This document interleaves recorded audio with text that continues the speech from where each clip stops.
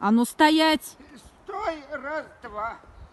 Япты вагон ишерен келген поезд қозғалды. Ну қатын, дәулет жаңа СМС пропуск ясады. Бек те оңайлы вақыт білән. Иртаңғы 5-тен 7-ге қадар спорт білән занимация итәргә. Анда да покой жоқ. Бұл вақытта бит кішінің әтті де урамға шықмай. Менің апшарқа келіп жеткен. Ә неге бұл вақытта шабырға ярый?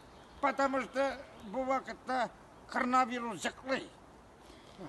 Келген мұншаға утында көтеріп қойды. Қазір енді мені. Менің пропуска жоқ. Так, да ашарға да пропуск білән генә яме? Ах, так. Ашауы ярар әлі. Мене Бәдіревке кірге пропуска біле ясамасындар.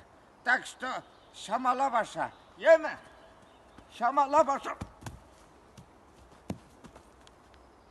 Не волновайся.